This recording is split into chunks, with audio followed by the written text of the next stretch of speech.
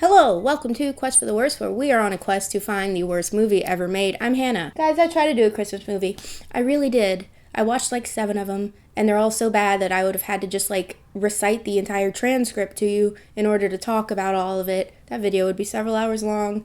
I don't know how to prioritize. So we're doing another horror movie. Today's contender is The Charnel House. After an architect transforms a slaughterhouse into trendy lofts, its new inhabitants discover that the structure is haunted by its evil past. 33% on Rotten Tomatoes. So if you don't know, a charnel house is a place that's heavily associated with a murder or destruction, or it's literally a building that stores human remains or skeletons. From Latin carn, which is flesh, so dead body house, which is both a little too on the nose for this movie and also way too cool of a term for this movie. So the first thing I'm fixing is the title. Let's call it something else. We'll workshop new names at the end. Don't want to give you any spoilers. So we open on a scene in this 1980s butcher shop / clock tower. The prettiest little boy I've ever seen is coloring a picture in an attic. He hears a police siren and then has a vision of his father running up the stairs and grabbing him and jumping out the window. Then that really happens. The dad jumps out of the window with him, but somehow the little boy, whose name is Rupert, disappears from his arms and is back at the top of the tower. And then later the police are escorting the little boy away, and he looks up and sees a duplicate of himself still in the tower,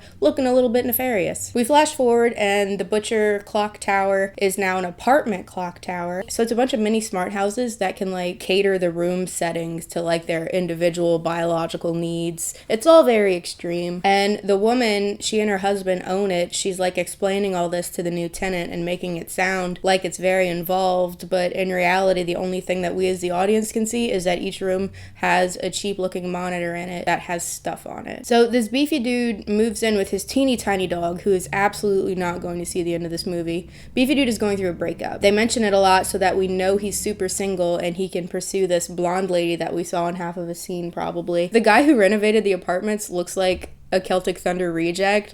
He just didn't look cute in the kilt. An old guy shows up to give them a historical building plaque certificate thing, and he's really mad because he wanted the building to be preserved instead of converted. Does a butcher shop from the 80s really count as historical property? It's occurring to me now that maybe this movie is meant to be set in the future, but they really didn't think too hard about what kind of technology was going to be available in the future. The renovation guy, let's call him Paul, is getting headaches and stuff when he's in the building because it's haunted. They have a roof party to celebrate getting this historical plaque, and the beefy dude and the blonde lady are making eyes. Called it. Paul's daughter sees the beefy dude's dog and is like, this is my dog now, and takes him for a walk. The dog drags her inside and they find Rupert, and Rupert leads them to the basement door. Then we see another tenant, and he's looking at pictures of the old butchery. Rupert isn't very scary. He looks like an Olsen sibling. Paul's daughter goes and tells her mom about Rupert, and oh my god, she looks 7 but talks like a 3-year-old. Put the kid in speech therapy. And there was a little boy, and he went downstairs where kids aren't supposed to go. But her mom doesn't believe her that she saw a little boy, and she tells her she's the only little kid that lives in the building, and she must be imagining things because there's no way that a kid could have wandered in. Ludicrous. What if that was a random child that had come in from the street and locked himself in the basement and then starved to death in there? What are you gonna do then? The little girl got suspended from school that day for yelling at another little kid who stole her chalk. She'll be around the apartment building for a couple of weeks. Who suspends a small child for multiple weeks for yelling at another child? I don't know. I thought suspension was a bigger thing, but I didn't go to school, so let me know in a comment. The grumpy historian is trying to sleep because he's staying the night in the apartments, but his monitor keeps turning on and he keeps turning it off, and then it turns on and has footage of a butcher shop with some cows. In the little girl's room, her screen turns on and she sees Rupert, and she's like, no thank you. And then he's in her room and she screams, and her parents come in and are like, there's nothing there, stop being an idiot. I don't have children, but I have extensively cared for children, and I have been a children myself. I've never experienced a kid lying so much that they should be as disbelieved as kids are in horror movies. You have an imaginary friend? Let's talk about that a little bit more. He's 7 foot tall and his name is Henry. Now I'm very concerned. Especially this little girl who seems to have a great relationship with her parents and is otherwise very honest. But I guess because she yelled at a kid in school, she's now the deviant kindergartner, cannot be trusted. Also, she was buried under her blankets screaming when her parents came in,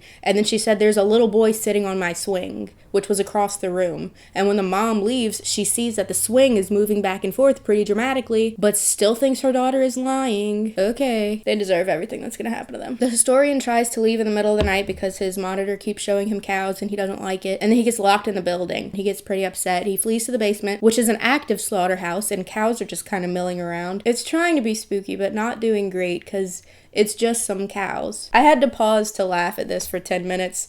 He turns on his phone light and it starts flickering. So he like slaps it like the batteries were loose, because that's how smartphones work. Then some slaughterhouse workers, who I guess are ghosts, I don't really understand, they start nail gunning the cows in the head, and then he passes out on the floor. The blonde lady is like on an elliptical in the gym, FaceTiming with her aunt and telling her about how she got a restraining order and moved into like this super secure building because she has an ex who was a stalker. I bet that storyline never turns into anything. Then someone starts banging on the door outside of the gym and like screaming. She opens the door.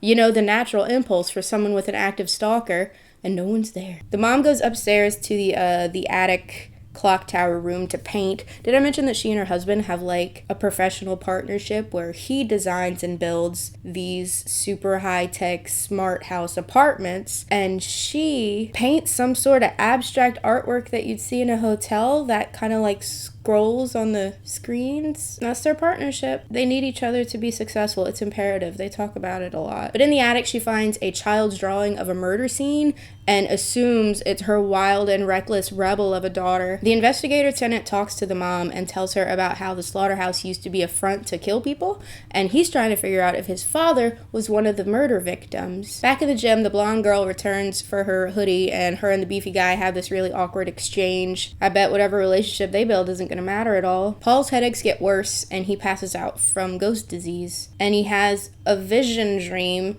that is again meant to be spooky, but it's literally a calf frolicking in a field with a scary soundtrack on top of it. It's a baby cow.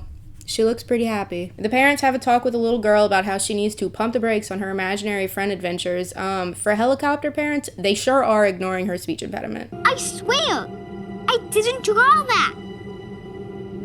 It's Rupert's. Paul sleepwalks and sees more happy little cows. The blonde lady and the beefy dude wake him up from the sleepwalking, coming in from their date. The blonde lady is back in her apartment, and she goes to the kitchen sink and just starts like repeatedly splashing her face with water, which is how girls remove makeup. It's true. That's the routine. Just kitchen water straight on the face.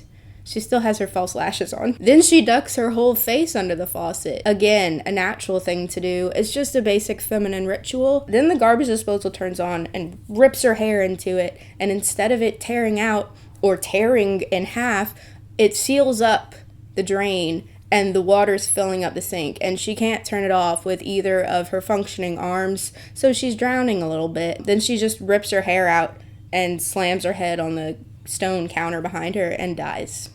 I don't think we can blame the ghosts for any of that. I think that was all you, girl. Paul's headaches and weirdness are getting worse, and then he's cooking dinner and has this giant chunk of raw beef, and he starts like petting it really tenderly and then punching it. In the attic, the mom sees Rupert for the first time, and then he disappears, and then we're back to Paul, who's cutting the beef and crying. Then he calls his daughter over and hands her the knife that is bigger than her arm and has her cut the meat, and she looks like she's about to cry, probably just because her dad is being a weirdo. The beefy dude is texting the blonde girl, and he's getting responses, and we keep getting shots of her in the puddle of blood on the floor in case we'd forgotten that she died 2 minutes ago. Why does the ghost of a little boy want to catfish this random man? The mom goes to talk to the investigator tenant and is like, I saw the little boy's ghost, and he's like, Rupert's not a ghost, Rupert never died. He says it very confidently, as if there's no way Rupert could have died without him knowing about it. The daughter is in the living room playing catch with some unseen person, presumably Rupert, and the ball flies past her and breaks something. The dad goes crazy and threatens her and grabs a knife and then goes for the dog because the dog starts barking at him. The beefy guy hears his dog barking and busts in, and then while the adults are distracted, Rupert like beckons the little girl away and she leaves. They go to the attic. The investigator tenant tells the mom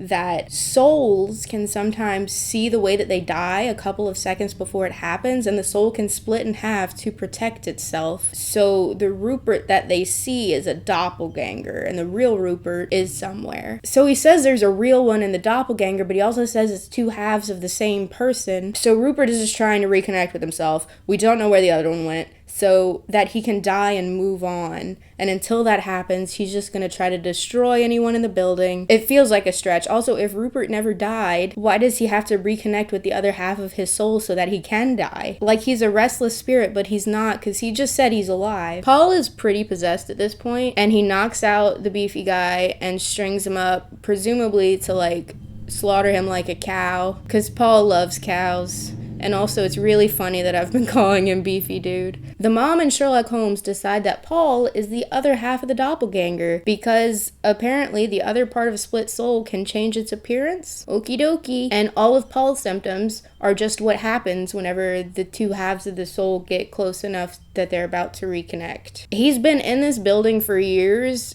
renovating it. His symptoms only recently started. Why is Rupert just now trying to throw the reunion party? Why doesn't Paul remember that he's half of a small boy? The mom goes into the Beefy Dude's apartment to try to get help. She needs some muscle.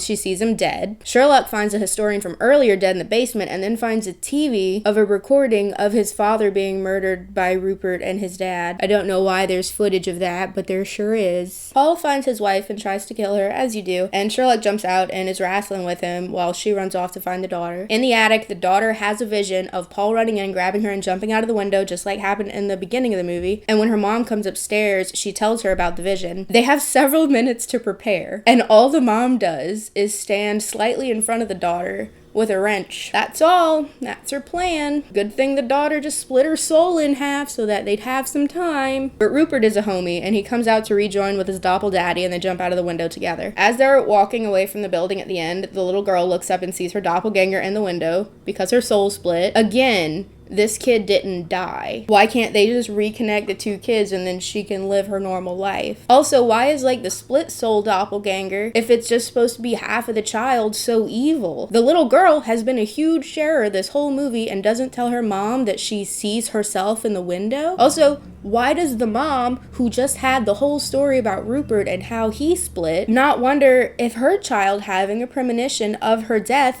in the same room about the same thing that Rupert had not stop to see if she's leaving half her kid behind? What? Okay, suggestions for improvement. Number 1, cut the entire doppelganger bit. What contrived nonsense. 2, cut the concept of the smart apartment complex. The technology looks ridiculous. You just got a bunch of monitors everywhere. It doesn't do anything for the plot. The characters don't interact with it in any way. All it did was make me question who are these tenants that they can afford to live here in such a marvelously advanced place. But they never really answered that either. They say that the beefy guy was like a hockey player, so I guess maybe he has money. But then who is this 20-year-old girl who is on the run from some ex-boyfriend and has had to uproot her entire life? What does she do for a living? Anyway, the smart apartments are dumb. Dump them. Sorry for the drop in audio quality. My mic is full and I don't want to find another memory card. 3, develop a character, even one, even just a little. The only active thing that any of the characters do is the little girl being suspended from school. And it really doesn't make any sense that that happened. Truly, if you watch this movie, tell me 2 character traits about any one character. You won't be able to think of 2. Don't even try, it's a waste of time. 4, have something scary happen. It's supposed to be a scary movie, did you forget? We got little Ashton Olsen making friends with people and coloring nice little pictures. We got the baby cows playing on a farm. We got big cows hanging out in the basement. The scariest thing that happened was the garbage disposal trying to eat that girl's face, and I was too distracted by how outrageous it was that a sober girl would go to the kitchen faucet to wash off her makeup after a night out. That's ludicrous. Okay, so no smart apartment, no doppelgangers, develop the characters, have something scary happen. And then we're left with a horror movie with a sort of cliche plot of a family opening up a business and then being haunted by some genuine ghosts. But wow, would that be a better movie? What happened to the dog? Suggestion 5, instead of the little girl having a doppelganger, have the dog have a doppelganger. The teacup Yorkie would really up the scare factor in a sequel. Thanks for watching. Thanks to my patrons for sponsoring this video. Thanks for everyone who bought my book and left reviews. That's all super cool. If you have a suggestion for a quest for the worst, tweet it to me at hannahlee. Oh, we were supposed to decide on a new title for this movie at the end. What about cows? Hey, we're in my room today because this is the Patreon only special video, which I'm doing once a month based on your suggestions. Davi asked for coffee shop stories. The only way you're gonna touch my head is if I am dead. Yeah, that's why she has diabetes. Honestly, choking my dick about it. Do not touch me again. You're not gonna get in trouble for this, are you? And I was like, what? And he ran out. But it was a gentleman who would come in and pace around the lobby wearing a bicycle helmet, always sporting a boner.